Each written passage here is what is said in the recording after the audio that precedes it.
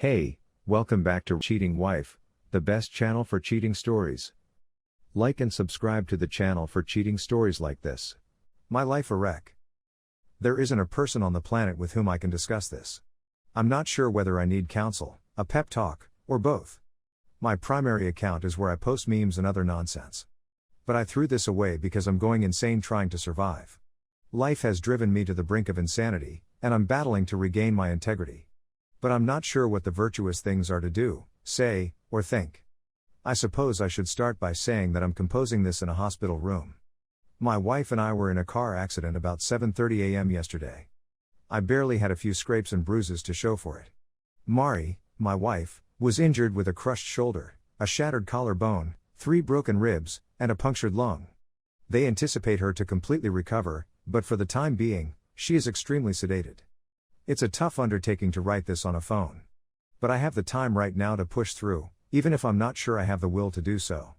Obviously, I wouldn't be posting in this sub if everything in our marriage was fantastic. I can't see my wife being unfaithful in any manner. My heart is shattered. I feel incomplete, like if a piece of me is gone. Worst of all, that component is sitting about 3 feet away from me.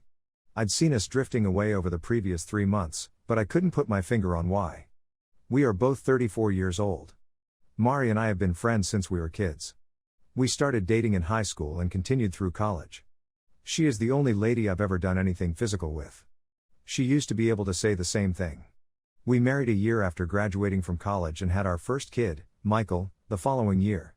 Carrie, our daughter, was born 3 years after my son, and she started a life of my trying to treat her rotten. I adore my children more than life itself. I'm not sure I'd be here right now if it weren't for them. Thank God, they were not engaged in the accident. They were staying at my parents' house for the night. Yesterday afternoon, we were supposed to fly down to Florida for a cruise. Obviously, all of that has been cancelled. My wife, on the other hand, opted to go out with her closest friend despite my pleas to hurry home and not drive about in the snow. She stated she and her closest friend Rebecca were simply going out for a couple drinks since they hadn't seen each other in a week. I went to bed and slept well until around 5 a.m. I stood up and peered out the window to find that my wife's vehicle was no longer parked out front, but we'd received several additional inches of snow. Mari and Becca, I supposed, got a bit too intoxicated and slept at her apartment. I pulled on some clothing and climbed into my SUV. Before I left, I contacted Mari to advise her not to drive because the snow was too thick and that I was on my way to pick her up. It was still unread. I've lost count of the number of times I've pondered what might have occurred if she had read that text. I'd still be deceiving myself. I'd still have a gut feeling about it. But I wouldn't be in the total despair I am today. I arrived at Becca's and parked in front of her apartment. I reread the message and discovered that it had not been read. I had thought Mari would have read it and be ready when I arrived. But I resigned myself to the notion that I would have to go in and rouse her up. I stepped in and glanced to my right at the TV room, which was unlocked. Nobody was dozing off on the couch. I didn't want to wake Rebecca up in her bedroom, which was downstairs. So I climbed the stairs to her guest room and unlocked the door.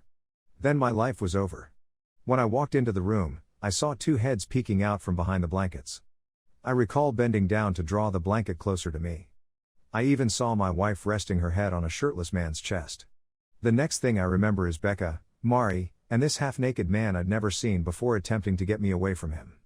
If they hadn't, I'd be in prison right now. But I honestly can't recall anything. So, right or wrong, I don't feel too badly about it. On the other hand, my wife. That, however, varies from minute to minute these days. When I came to, the guy stated he'd take his friend to the hospital. Mari sobbed uncontrollably as Rebecca and I yelled. I informed her and my wife that I was going and that she had 5 minutes to get in my vehicle or not come home. She arrived in 3 minutes. It's never a good idea to be upset when driving in the snow, even if you have 4-wheel drive. However, another car swerved into our lane and drove us into a guard barrier. Mari's injuries were the result of this. Thank God for airbags, since the vehicle rolled. But we made it. The kids had no idea we suffered a car accident.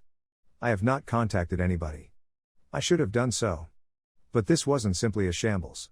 My life has been shattered, and I'm attempting to assess the extent of the harm before involving others. I'm numb, but I'm in a lot of pain, and it's not from the crash. I feel as though I don't even know who is in that hospital bed. I have so many questions for her. But I'm not interested in any of the replies. She clearly no longer loves me. No one with a soul would betray someone they care about. So I have to wonder whether she has ever loved me. And now that she has cheated on me, would I want her to love me again if it were possible? I'm not sure when she initially started cheating. But, in my opinion, the moment she did, our marriage was over. The oaths had been breached. She divorced us, and we are no longer man and wife. I don't need a divorce lawyer to declare my marriage null and void, she has already done so. As a result, I am no longer bound by the pledges I made. A huge part of me simply wants to leave this place. I want to contact her parents and tell them what she did and what occurred, and then tell them that she is still their issue after all these years. For better or worse, we said, and I meant it. However, we are no longer married. Part of me wants to write her a message and tell her that it's too terrible that worse things occurred after she stopped our relationship. My children are the only thing keeping me in this terrible room. I'm dying to see them right now. However, I have a few scrapes on my face and neck. If they saw me, they'd know something had occurred. My children need my wife, as much as I believe she has polluted herself and our family. I believed I had found my life mate. And, as bad as she turned out to be, my children need a mother figure in their lives. There will be discussions in which I am not qualified to participate and would not know where to begin. There will be injuries that need kisses rather than being instructed to walk it off. I'm a great father, but I can't be a mother at the same time. Please, someone assist me. How can I sit here and gaze over someone who has so ruthlessly stabbed me in the back? Should I summon her parents? What should I tell them? I'm not sure why I'm here, particularly with her parents. They'll know I'm irritated if I don't tell them what she did. What in the name of God do I tell my children? Yes, I can tell them we were in a car accident. But I'm not the kind to put on a brave front. Obviously, my wife does it effortlessly. When I dislike someone, it appears on my face. They will understand that I am upset with their mother. How did my life get to this point? I'm already aware that I need to consult with a lawyer. But how can I deal with this? I didn't believe my post had been accepted since it took so long. I just recently began receiving alerts, so I apologize for not replying to anyone who left comments in an attempt to assist sooner. Update: for some reason, I was unable to react to the questions in my original post. Because this is a throwaway account, it could contain anything. But I could respond to comments, but no one could see them but me. I attempted to publish this update on the infidelity sub last night but was unable. Hopefully, the same problem will not occur with this upgrade, and I will be able to provide feedback so that others can better help me. Please accept my apologies to everybody who did leave a response. It was both appreciated and beneficial. After my original post that day, I opted to remain in the hospital room for one more night. With Mari drugged and the lights turned out, I reclined in the chair, staring at the ceiling and listening to the medical machinery. I lay there, wondering how in the world my life had gotten to that point. Part of me felt like I was bestowing undeserved kindness on her simply by being in the same room with her, but another part of me adored her. I didn't want to experience that kind of love. I honestly felt weak for having any affection for her. Over and over in my head, I realized there was no going back to the way things were. It felt as though a natural calamity had devastated the life we had created. I sobbed. I sobbed uncontrollably. I knew a large chunk of my life was over, and it was a pivotal event in my life. I excused myself when the nurse came into the room the following morning to collect blood. When Mari awoke, she saw me walking out the door and yelled to me, but I pretended not to hear her. I went out to have some breakfast. I haven't had much of an appetite since learning the news. I attempted to pass the time by eating and scrolling through my phone. I had left an unopened text from Becca inquiring where Mari was. At 7 a.m., I figured it was late enough to knock on her parents' door. Her father was an early riser. I intended to speak with him first, and if he felt his wife needed to hear it, he could wake her. I observed smoke rising from the wood burner in his workshop out back and knocked before going in. He saw the scrapes on my neck and the bruise on my face. I explained that there had been an accident and that Mari had suffered the worst of it. But that we needed to speak about it. He probably believed I was talking about the accident, so he roused my mother-in-law to hear what I had to say. We sat in the kitchen while I told how a motorist in the oncoming lane strayed into our lane while driving around a bend. I managed to keep us on the road despite the larger car and all-wheel dip until we hit the guardrail. The passenger side door snagged one of the concrete-mounted vertical I-beams. Mari was struck severely even with side airbags. She had several injuries, but I assured them that she was stable and that she would make a complete recovery. They both sobbed as they realized their daughter had suffered but would still be there for them to cherish. As soon as they hinted, they would be there to support me in whatever way they could in caring for Mari. That's when I pulled over and explained that the crash wasn't what I'd come to inform them about. They seemed perplexed when I described waking up that morning and sending a text to go out in the snow to check on my wife. I told them about sneaking up on their daughter and a man I'd never seen before and reflexively hitting him over and again. They were both taken aback. Then I informed them what room she was in at the hospital and stated that I always wanted them to be a part of the kid's life so that they could stay friends with me. I informed them that my father was looking after them at the time. However, I was divorcing their daughter because she had violated our marriage vows and was no longer my wife.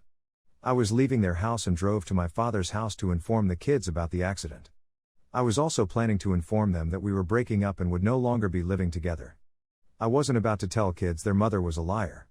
I told my ex-in-laws that although I was disappointed that things had to end the way they did, at least I could claim I wasn't the one who wrecked our marriage and my life. They attempted to convince me that I shouldn't be so quick, she made a mistake, and all the usual nonsense. I simply smiled and went out, telling them how much I'd enjoyed having them as in-laws over the years.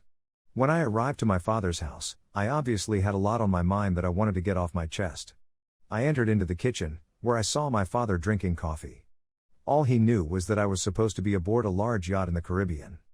He came to a halt and inquired as to what I was doing there. I just grabbed him, embraced him, and sobbed like a kid. He was the kind of person who wanted to know what was going on but knew he needed to let me cry it out before probing.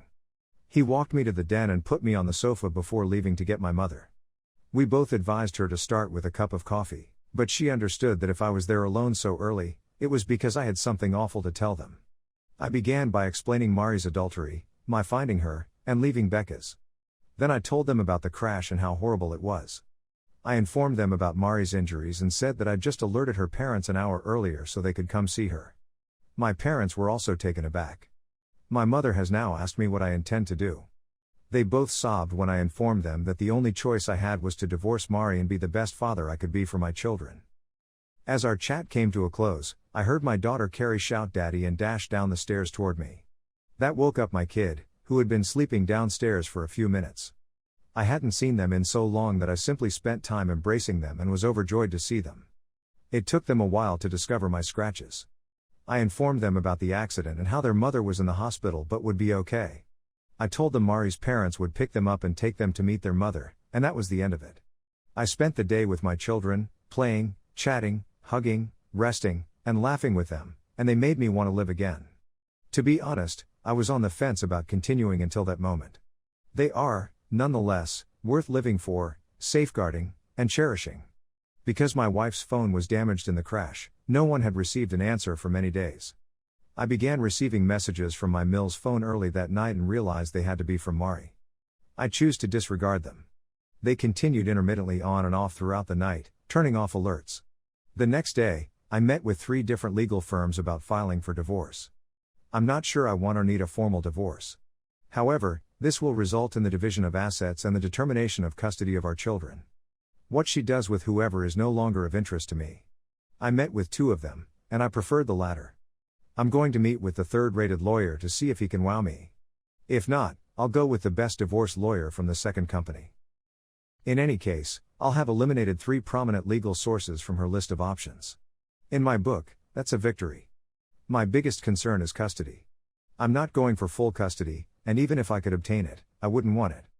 They need the presence of their mother in their life. But, because of what she did, she will never be a part of my life again.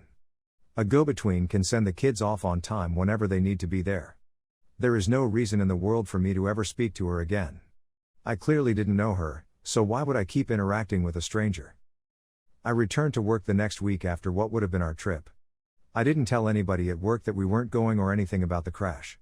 And, of course, they'll see me driving the rental vehicle and wonder whether I acquired a new automobile. I'm not sure whether I need to go through things with HR. But I don't want my personal affairs to be broadcast for everybody to see. Even without the news seeping out, I feel ashamed. Divorce is occasionally necessary, but it is always a failure. But I'm tired of being an anchor for a ship that has sunk. And, for those who insisted on being tested for STDs, I got a thorough screening, which came back clear on everything, thank God. Even that was enough to make me feel like a trench coat despite the fact that I had done nothing wrong. Mari, I presume, has left the hospital at this point. Her parents made no effort to bring her to the home. They couldn't have reached me anyhow since I wasn't checking Mari's SMS. I'll be done with the worst mistake of my life as soon as I have the divorce papers filed and her served. Her actions rendered all of that time ineffective. If I had to do it all over again, I would not do it. I would want a life with someone else, someone who would be devoted and true. Her greatest gift is what she purposefully discarded: the capacity to be relied on. From having someone you could call your own to being completely alone. That's what I'll miss the most. But I know it was all a deception, and I meant nothing to her. A beautiful falsehood will entice them while an ugly reality would repel them. I'm not one of those individuals. Many people wanted to know who my wife had cheated on, why, and how long it had been going on. I'm sorry I can't provide that information. But I'm not interested in finding out. There is no need to cheat unless someone really holds a gun to your head. Beyond that, you are evil if you have created a life link that you have pledged to preserve and then decide to wreck it with the other person. I wish I'd never met her and instead took a chance on someone else. She had no right to give me a life and then take it all away from me. The guy I was before her betrayal will never exist again, and the woman she was will never exist, and the life I had is a facade in ruins that no one wants to live in.